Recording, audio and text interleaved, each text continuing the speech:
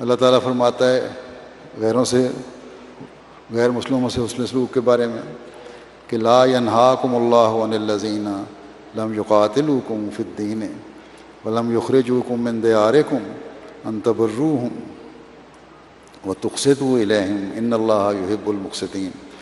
اللہ تمہیں اس سے منع نہیں کرتا جنہوں نے تم سے دین کے معاملے میں قتال نہیں کیا، اور نہ تمہیں بے وطن کیا کہ تم ان سے نیکی کرو اور ان سے انصاف کے ساتھ پیش آؤ، یقیناً اللہ انصاف کرنے والوں سے محبت کرتا ہے۔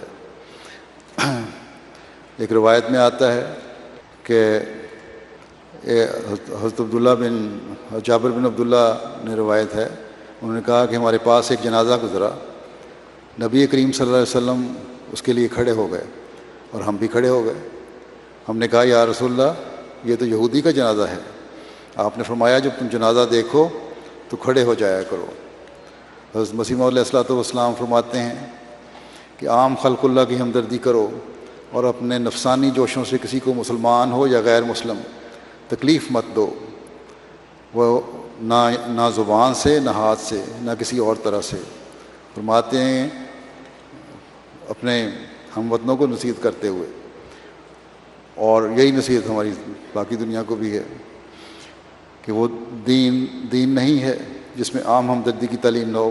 عام سمجھا ہے مسلم دنیا کو ہماری نصیحت ہے کہ وہ دین نہیں ہے جس میں عام ہمدردی کی تعلیم نہ ہو، اور نہ وہ انسان ہے جس میں ہمدردی کا مادہ نہ ہو۔ ہمارے خدا نے کسی قوم سے فرق نہیں کیا۔ مثلا جو انسانی طاقتیں اور قوتیں آریہ ورت کی قدیم قوموں کو دی گئی ہیں، وہی تمام قوتیں عربوں اور فارسیوں اور شامیوں اور چینیوں اور جاپانیوں اور یورپ اور امریکہ کی قوموں کو بھی عطا کی گئی ہیں۔ سب کے لیے خدا کی زمین فرش کا کام دیتی ہے، اور سب کے لیے اس کا سورج اور چاند اور ستارے اور کئی ستارے روشن چراغ کا کام دے رہے ہیں، اور دوسری خدمات بھی بجا لاتے ہیں۔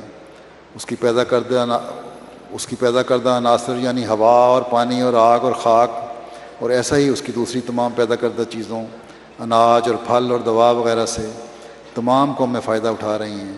بس یہ اخلاق ربانی ہمیں سبق دیتے ہیں کہ ہم بھی اپنے بنی نوع انسانوں سے مروت اور سلوک کے ساتھ پیش آویں اور تنگ دل اور تنگ ظرف نہ بنیں۔